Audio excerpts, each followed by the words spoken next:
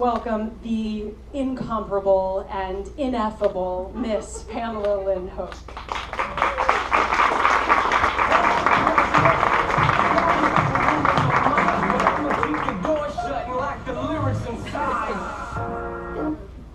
She builds me up way too much. Y'all are going to be real glad you have an intermission after this. So, I'm just going to warn you right now, I feel like my life and the stories I tell should come with like a disclaimer, you know, like before those murder shows on the ID network, you know, listener, viewer discretion advised, you know, children under 13 should probably leave the room.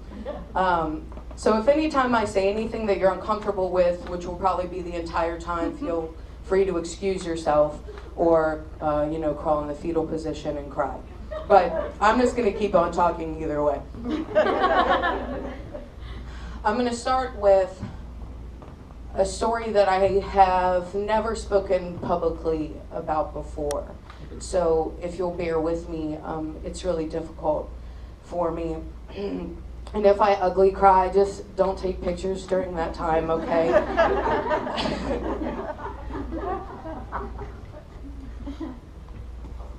So there was a girl that I once knew. And her name was Allison. So the last time I saw Allison, we were locked in a closet together in a hotel room outside Charlottesville, Virginia.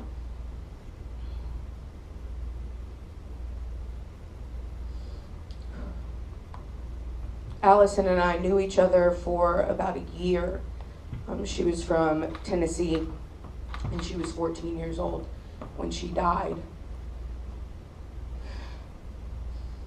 We were locked in this closet together because some really evil people had paid a lot of money to hurt us. I was 15 at the time. She was really scared. And while we were sitting in this closet, we were holding each other and rocking back and forth. And she was telling me how much she didn't want to die. And I didn't have any answers for her because prior to that, I had seen over 24 women pass away in front of my eyes. So one of the men who was trafficking us came to the door and he banged on the door. And when he opened the door, kind of like a butler bringing a meat package to these terrible people, he snatched Allison up and took her out of the room and slammed the door and left me in the dark alone.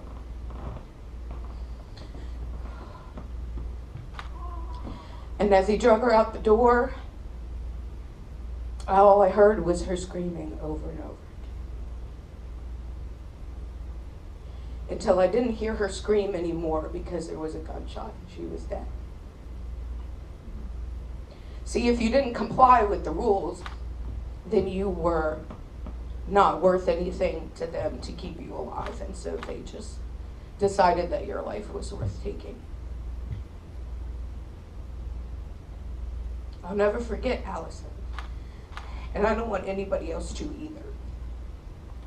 She was a beautiful young girl, and she didn't deserve what happened to her. And just because I'm alive doesn't mean that I deserve what happened to me either.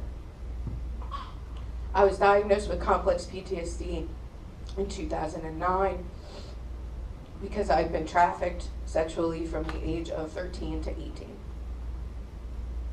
Men paid upwards of $30,000 to abuse us and take our lives because we didn't matter. And I want everybody to understand that sex trafficking and human trafficking exist right now. Richmond, Virginia is one of the largest hubs in the United States of America for trafficking. Because we're right in the middle of the East Coast, and we have 4 or 5 highways that run straight through the city, and it's really easy to go undetected by the police.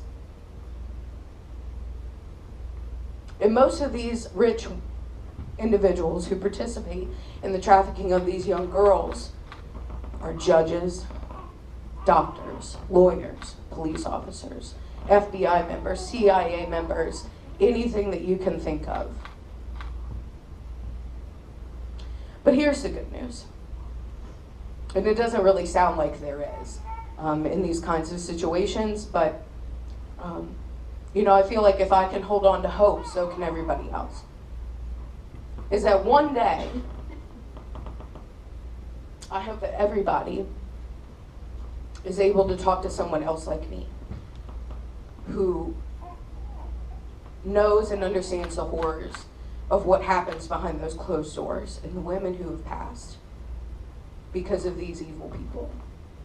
And they can go on to educate other people and educate other people, and by the end of it all, there is going to be no one on this planet who doesn't know that this exists. And we'll be able to spot the signs, and we'll be able to tell somebody, and we'll be able to stop it. Now, I know this show's usually supposed to be about mental health. I feel like I talk about my mental health all the time, but it's mostly because I'm so open about it. I'm open about how fat I feel when I eat a lot of chips, and I'm open about how I prefer to be in pajamas or not clothed at all than walk out in front of you people and whatever this is. Actually, no, my husband did a good job. He bought this off Amazon. He said, "Good job, honey." I want people to know that it's okay to not be okay. No one says that you have to. And if they do, then they're insecure about their own feelings, and they don't want to come to grips with the fact that they don't have to be okay. I don't put on a face for anybody. There's people that walk by you and they say, "How are you doing today?" If I feel like shit, I'm going to say, "Not too good there, Bob." I'm not going to lie. It doesn't benefit anybody except to help you feel comfortable,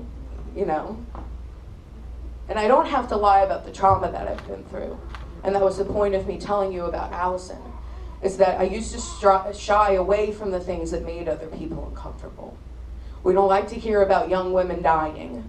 We don't like to hear about anybody going through any sort of trauma that we wouldn't, be able to imagine ourselves going through. It's incredibly important that we understand the support that we can provide one another can save someone's life. And yes, I need this cane. Okay, I'm not going to say it again. I'm so tired of people asking me why I walk around with this cane. And I mention that because it's important to my story, okay? So this right here, this cute little scar, they're like two little caterpillars. That is a cadaver bone. And that happened because I was run off by the road by a drunk driver in 2007. The anniversary is coming up. Woohoo! Make myself a cake. July 11th, 2007. And it changed my life forever because that's the way that I was able to escape sex trafficking. I had plans to run off to Mexico. I got pregnant by a guy in high school on purpose so I could move to Alaska and live with him on an army base, which, God, that would have been an awful life. So luckily for me, I've gotten a horrific car accident that almost took my life. I broke a lot of bones and I had to learn how to walk again, but guess what? Those assholes who trafficked me and these other beautiful women who aren't here anymore, they didn't get to use me anymore because I was broken. I was broken in a way that they didn't want me to be. They didn't care about my mental state. They didn't care about my physical body as long as it was still able to be used for money. So yes, I walk with a cane and I have many scars and I'm a little bit nuts, okay? But the point is I'm alive.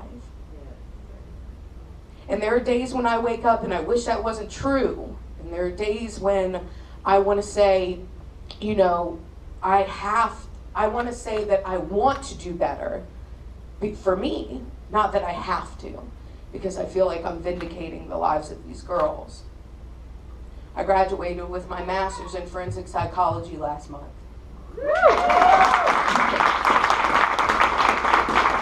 And that was another thing I did to say screw you to the assholes that trafficked me. I just keep doing things to piss them off because I'm tired of being scared. And I'm tired of making excuses as to why, I should be allowed to stay curled up on the couch inside my house while they're out there hurting other women, not giving a shit about me, making money. I'm going to do what I have to do to survive and to continue to tell my story and tell other people that you don't have to live in silence and you don't have to let other people hurt you. And if they do, be stronger than anything that they can do to you. Because the only thing that helped me survive was up here. My physical body was broken and bruised, and I didn't want to be here anymore. But they never took my mind, and they never will. And I thank you, Aaron, for allowing me to speak again. It's like a roller coaster. You do it once, and you're just going to keep wanting to do it. I want to tell everybody. I told a guy on a bench outside earlier why I was here. And what's so cool about that is he turned around and told me his shit. It's cool. I got you. And I hope you got me. Okay? I thank you guys.